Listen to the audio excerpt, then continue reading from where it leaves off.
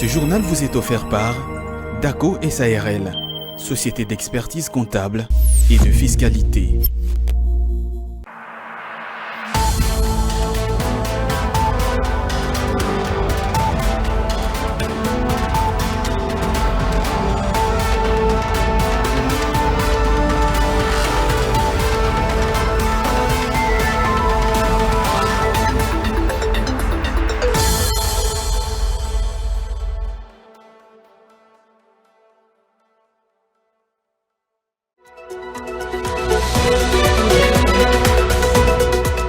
Les bilans chiffrés et les perspectives des actions du gouvernement dans le secteur de l'eau en République démocratique du Congo ont été analysés au cours d'une conférence de presse co-animée dans la soirée du vendredi 24 novembre par le ministre de la Communication et Médias et le directeur général de la Régie des eaux. Le détail dans cette édition du journal. Le passager résident de la commune de Lingwala et Kinshasa demande aux autorités de la ville l'évacuation immédiate des immondices qui se sont accumulés sur le rond-point Willery. Il déplore en outre la mauvaise gestion de déchets dans la capitale et en appelle l'implication des autorités.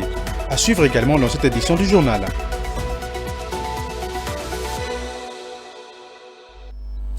Merci de nous rejoindre pour vous informer, mesdames et messieurs. Bienvenue dans cette édition du journal. Au cours d'une conférence de presse vendredi 24 novembre, co-animée par le ministre de la Communication et Médias Patrick Mouyaya et le directeur général de la Régie des eaux David Chilumba, le bilan en chiffres et les perspectives des actions du gouvernement dans les secteurs de l'eau en République démocratique du Congo ont été analysés. Le DG de la Régie des eaux a présenté le chiffre clé de réalisation dans son secteur et a souligné les progrès remarquables réalisés dans l'amélioration du taux de desserte en eau potable depuis 2018. Jumanana. Lors de cette conférence de presse, le directeur général de la Régie des eaux a souligné les progrès remarquables réalisés dans le secteur de desserte en eau potable en République démocratique du Congo, qui s'est amélioré sensiblement. Et parfois, parce que nous vivons à Kinshasa, nous avons tendance à croire que les problèmes d'eau, c'est seulement à Kinshasa. Ce n'est pas seulement à Kinshasa, mais aussi également les solutions qui ont été apportées ne sont pas seulement à Kinshasa.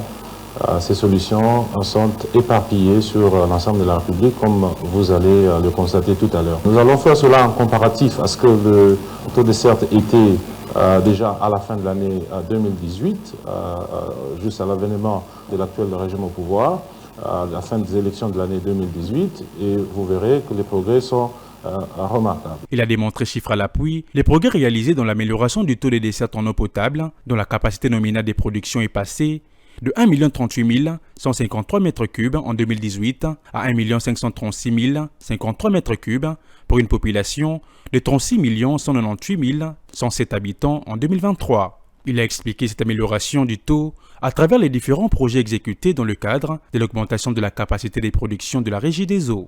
À l'issue des projets exécutés depuis l'année 2019, la croissance elle est extraordinaire à mon avis. Regardez, nous passons de plus d'1 million de mètres cubes d'eau par jour à près de 1 450 000 mètres cubes d'eau par jour. C'est une croissance assez remarquable. Mais le chiffre qui est le plus important, c'est celui de la population desservie. Ce chiffre passe de près de 26 millions de Congolais desservis en eau potable à 36 millions en 2023. Le directeur général Chilumba a ensuite évoqué les progrès digitaux de la Régie des eaux avec le paiement des factures en ligne, invitant les abonnés de cette entreprise publique à utiliser la méthode de paiement des factures en ligne pour honorer leur engagement vis-à-vis de la Régie des eaux. Au cours de la même conférence de presse, le directeur général de la Régie des eaux a indiqué qu'il pense qu'avec ces projets de l'amélioration de la desserte en eau potable en République démocratique du Congo, le pays peut connecter avant 2025 entre 37 à 38 millions d'habitants au réseau de la desserte en eau potable. On l'écoute.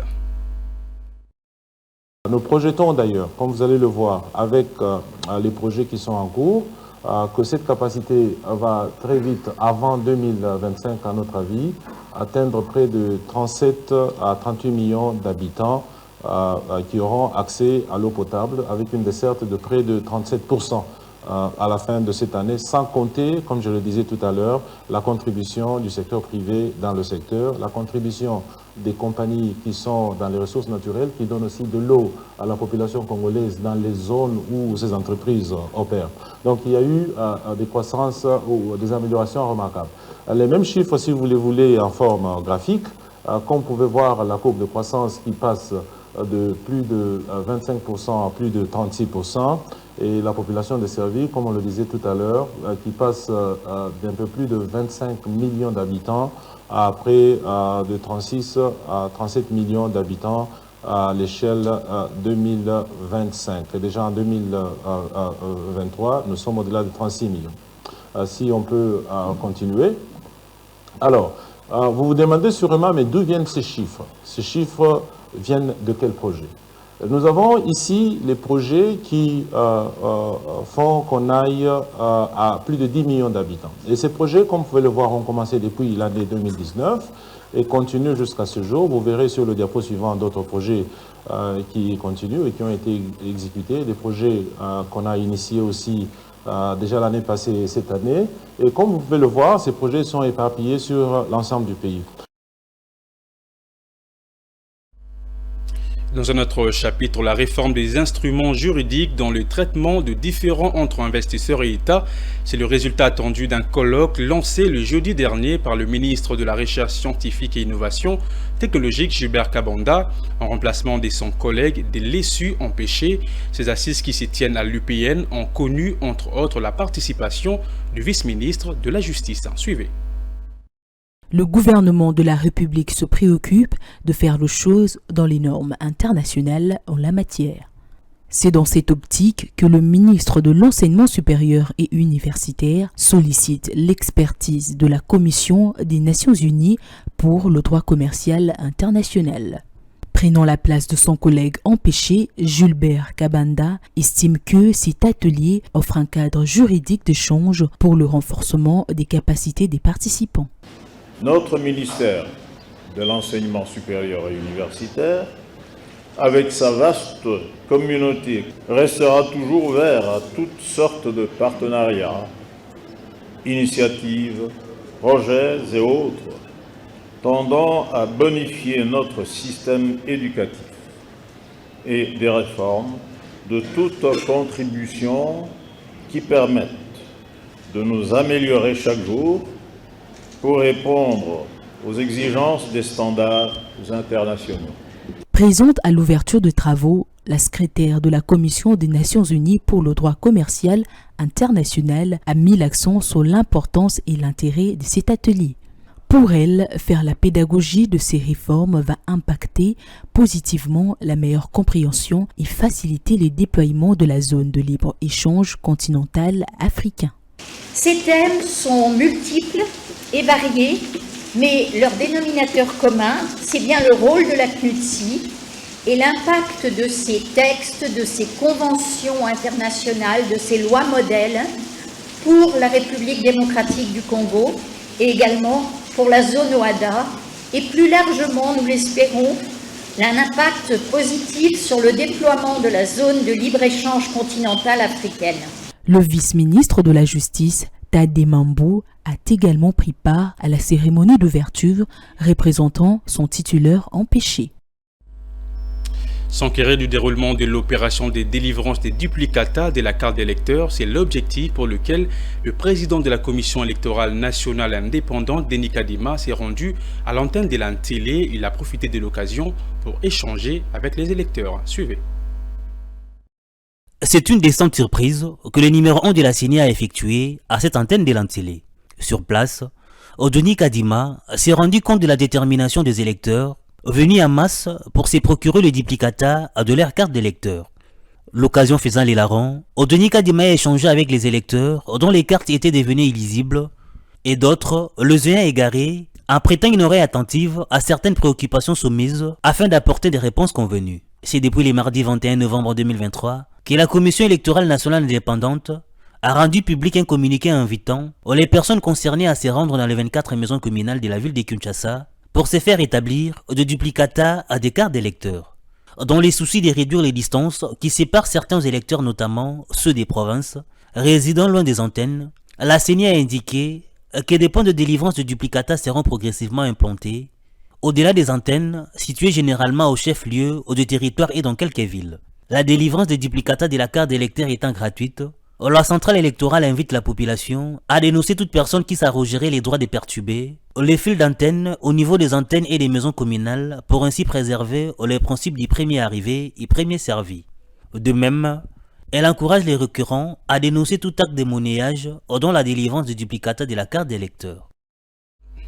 Autre chose à signaler dans ces journaux, la plateforme politique dénommée Bloc Uni pour Fachi a tenu une déclaration de soutien à la candidature du président de la République Félix Antoine Tshisekedi ce samedi 25 novembre 2023 à l'esplanade du boulevard Triomphal.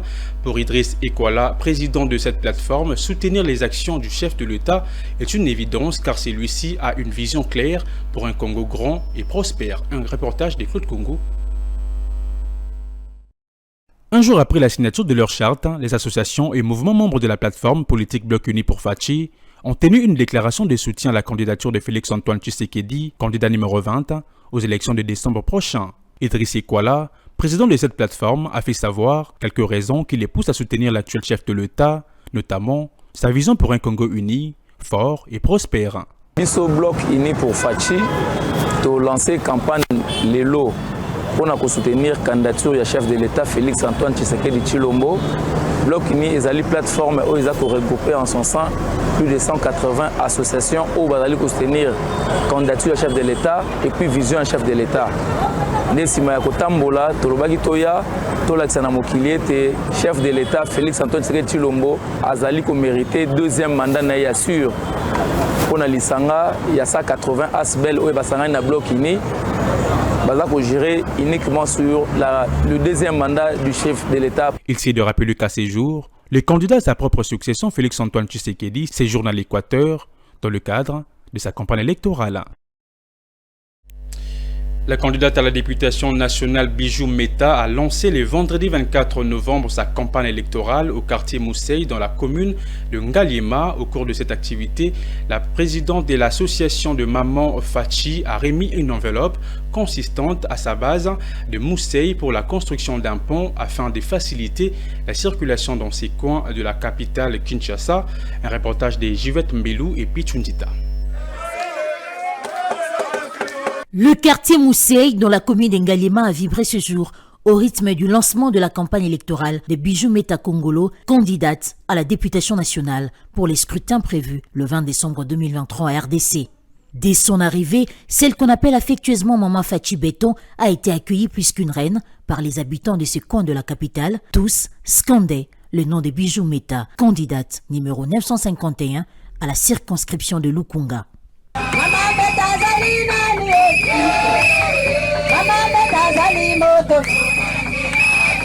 Prenant la parole au cours de cette activité, Bijou Meta a expliqué à l'assistance la raison de sa venue ici, dans son fief naturel.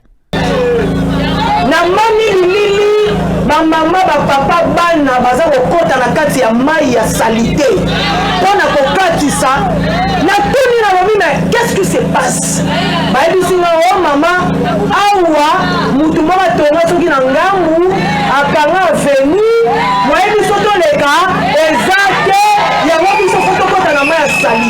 mais ce n'est pas possible.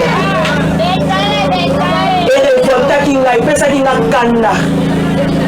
Nalobi oyo, soki na obina landisa dossier, donc le gobenga l'état tozongisa tosala kozwa biso longue histoire. Nazwi téléphone abengi président na ngai Serge Kimbuta. C'est un homme de peuple. Président oyo ayebi pasi ya bakongolais. Le président kokoka kokanga motema ata alobi non. Toya kotika yango boye nous devons faire quelque chose avant gouvernement ya biso tosala. Fachi Béton mona tosali nanu malgré toliembo l'état te toyibi te mais na ba propre moyen na biso moko devi oyo bopesaki biso yango wana toyeko répondre na devi pour que bosalisa kongo. À noter que parmi ces 4 axes prioritaires, la présidente de l'association Les Mamans Fachi promet la création d'un quartier maraîcher qui aura pour but de promouvoir l'agriculture urbaine et d'accompagner les citadins dans l'apprentissage des techniques écologiques de production des fruits et des légumes en ville. Le prix d'ingrédients de grande consommation sur le marché connaissent une hausse sans précédent en cette semaine, une situation qui fait suite d'après les commerçants au délabrement de principales routes des dessertes agricoles par lesquelles ces ingrédients s'acheminent vers le centre-ville, mais aussi l'inflation et la variation du taux de change. Regardez. Les prix d'ingrédients de grande consommation ont légèrement flambé. La cause, le délabrement de routes des déserts agricoles, associé à cela la variation du taux d'échange et de l'inflation. Frappés de plein fouet par la situation qui ne devient qu'insupportable, les commerçants se plaignent de la lenteur avec laquelle s'écroulent leurs marchandises tout en sollicitant au passage l'implication des autorités. Tous les ingrédients, nous les achetons en dollars américains. Pourtant, nous approchons les élections. La priorité doit rester les sociales des Congolais. Sur le marché, tous les produits ont flambé à la suite de l'état dégradant des routes et des déserts agricoles, sans soumettre l'instabilité du taux d'échange. Vraiment pour nanga, et là qu'on a pour le gouvernement congolais, na deuxième mandat ya. À mon humble avis, ce que je peux dire à notre président de la République, Félix-Antoine Tshisekedi, une fois élu, c'est de placer dans son cheval de bataille les sociales des Congolais, car actuellement, tous les biens de première nécessité ont flambé.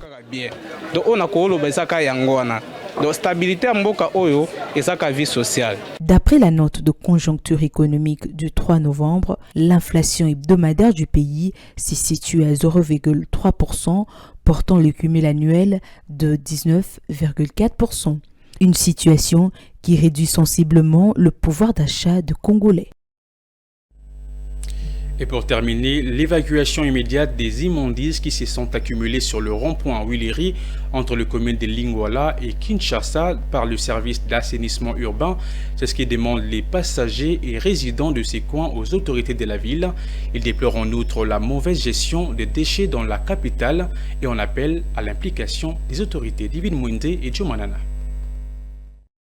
C'est toute une montagne d'ordures qui s'est érigée sur les lieux, rendant ainsi difficile la circulation aux usagers de la route. Ici, nous sommes au rond-point Wiliri, dans la bifurcation entre les communes de Lingwala et Kinshasa. Les éboueurs ont transformé le lieu en une décharge finale, c'est là sous l'œil impuissant des autorités urbaines qui peinent à évacuer ces détritus, contraignant ainsi les riverains à respirer un air quasi pollué. Ce qui n'est pas sans conséquences néfastes à leur état sanitaire. Le passager et même les commerçants qui exercent leurs activités sur place ont déploré la situation et n'ont exigé que l'implication des autorités. C'est avec peine que nous exposons nos articles de vente en ce lieu qui dégage une puanteur insupportable. Mais nous n'avons pas d'autre choix. Pourtant, ce lieu est d'une importance capitale en raison de son ouverture aux communes de Kinshasa et Lingwala. On peut à titre illustratif le comparer au rond-point Forexcom ou encore Victoire. C'est un site que l'on devrait normalement bien entretenir. La circulation routière a fait face à cette montagne d'ordures qui indispose non seulement le passager, mais aussi les conducteurs. Une situation qui nous expose à des maladies. Tout cela sous le regard impuissant des autorités urbaines à qui nous demandons de sortir de leur laxisme. Elles doivent s'impliquer pour évacuer cette tonne d'ordures, cela aux grandes dames de la population. La gestion des immondices dans la capitale demeure une situation très prégnante qui nécessite non seulement l'implication des autorités, mais aussi celle de la population qui est appelée à mieux entretenir le milieu dans lequel elle vit. C'est la fin de ces journaux, mesdames et messieurs, mais avant de nous quitter, le rappel de titre. Les bilans, chiffres et perspectives des actions du gouvernement dans les secteurs de l'eau en République démocratique du Congo ont été analysés au cours d'une conférence de presse co-animée dans la soirée du vendredi 24 novembre par le ministre de la Communication et Médias et le directeur général de la Régie des eaux, l'élément que vous avez suivi dans cette édition du journal. Et puis vous avez suivi dans ces journaux le passager et résident de la commune de Lingwala et Kinshasa qui demande aux autorités de la ville l'évacuation immédiate des immondices qui se sont accumulés sur le rond-point Wiliri et déplore en outre la mauvaise gestion des déchets dans la capitale et on appelle à l'implication des autorités.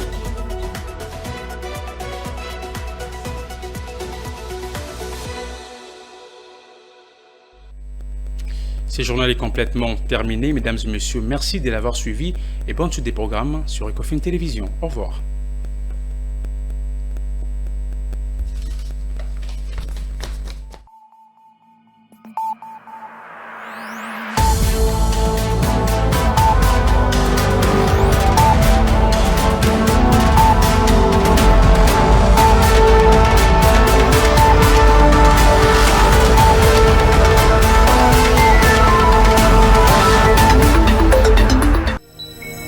Ce journal vous a été offert par DACO SARL, société d'expertise comptable et de fiscalité. Dans une sphère médiatique, essentiellement tournée vers des contenus généralistes, où l'originalité n'a plus sa place au chapitre, où le secteur de l'économie et finances, pourtant poumon d'un État, sombre dans les oubliettes, voici enfin Ecofin Télévision. Économie et finances télévision, votre chaîne thématique essentiellement économique, vous offre un contenu original. Nous traitons des questions monétaires, commerciales, énergétiques, minières, pétrolières et environnementales. Notre créneau, vous proposer des informations, des analyses, des perspectives et prévisions économiques. Ecofin Télévision vous permet également de comprendre la coopération entre les États et les institutions, sans oublier l'épineuse question de la dette.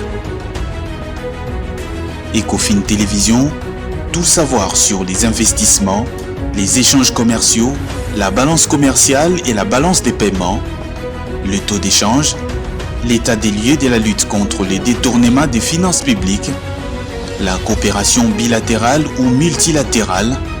Ecofin Télévision vous explique comment l'économie nationale est directement liée à l'économie mondiale. Notre particularité fait notre originalité. C'est pourquoi nous disons Ecofin Télévision, mieux que savoir sur l'économie et finances, comprendre.